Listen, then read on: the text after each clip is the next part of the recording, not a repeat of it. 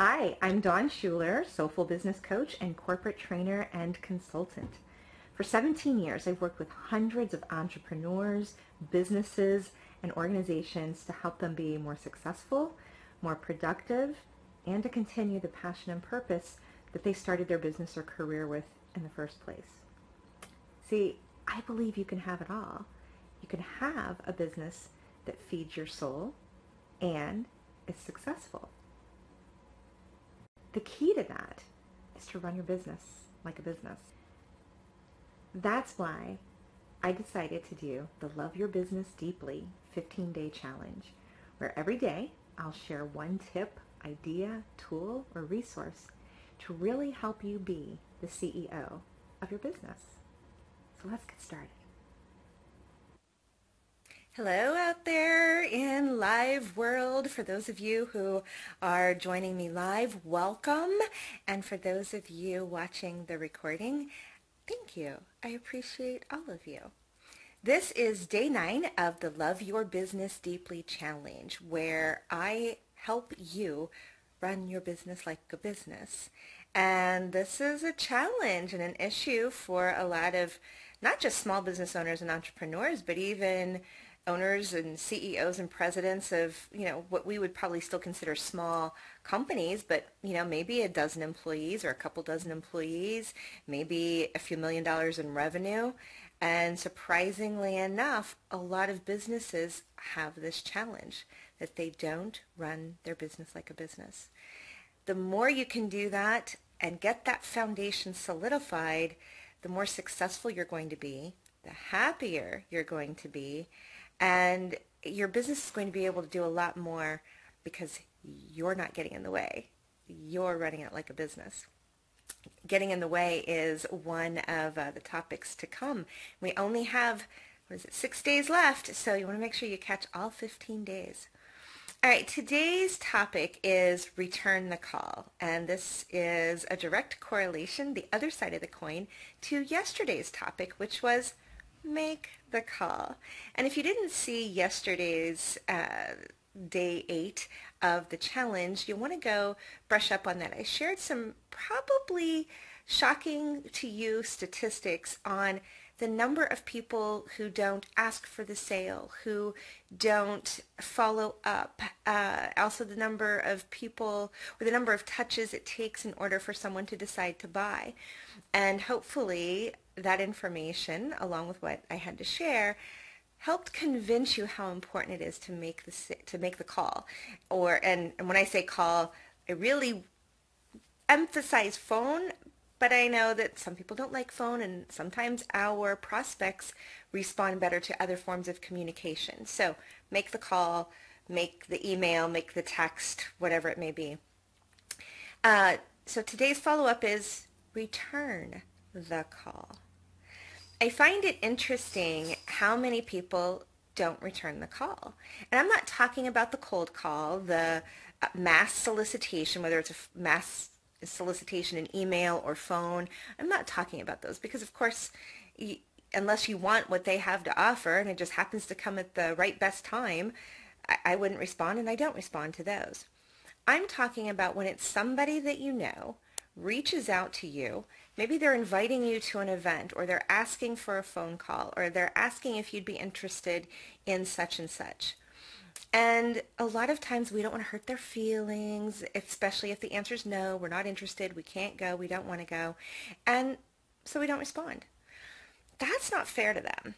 And it's, what kind of energy is that putting out to the universe? I really believe in the law of attraction. And so if you're making outreaches and you're making phone calls and leaving voicemails and you're sending emails and you're sending texts and you're sending Facebook messages and you're frustrated by the fact that people will not respond, just would be interesting for you to take a look and see what's your policy on responding in kind when people send you an email or a text or phone you, leave a voicemail message. So let's bring this back to high school. And for those of you who dated, I didn't really date in high school, so it doesn't really apply to me. But if I ever had, and if I'd ever had the courage, All that stuff of, the guy asks the girl out and she's like, oh, I'm really busy this Saturday night, instead of, I'm actually not interested in going out with you. But because she's polite about it and she doesn't want to hurt his feelings, feels sorry for him maybe, she doesn't say the truth, which is, I'm actually not interested. And so he's got false hope. So he keeps trying and he's just thinking, well, yeah, she really was busy this Saturday. Isn't it fairer to him to so that he gets the right information and then he can go on to the next girl, the next chick? And isn't it fairer to you that then you don't have to kind of put these buffers up and go, oh gosh, there he is again. And, I really don't want to go out with him, but you don't just say no. So now let's apply this to the business world and running your business, like a grown up, like a business person. And one of the tips earlier in the challenge was don't take things personally. Well, this is a close cousin to it. Return the call. If you're not interested, say, thank you so much for inviting me, but I'm really not interested at this time. The other person would much rather know that going into it. Much rather know that. Because then they can go on to people who actually really are interested. So there's that common time where we don't return the call. The other thing that just amazes me is there have been people who I've said, I really am interested in your services. I've got a lot of stories. If you attended any of our Why They Buy, Why They Stay, Why They Become Raving Fans, you heard some of these stories. I'd be really interested. They never follow up with me. And my policy is I don't chase. I don't chase in my personal relationships, and I don't chase in my business relationships, and I'm not going to chase you to give you money. If you're if you're a service provider, you sell a product and I want it, run your business like a business, because I guarantee you your product or service is not unique, and I'm all about service and I'm all about the relationship.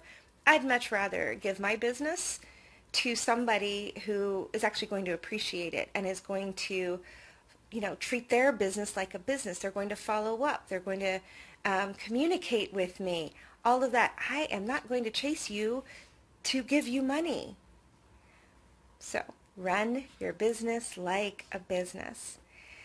So your challenge is to look over your emails and your voicemails and your texts from the last couple of weeks.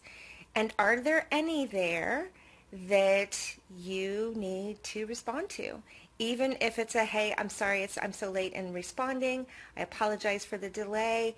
And here's my response. That's it. And you don't have to feel guilty for saying no.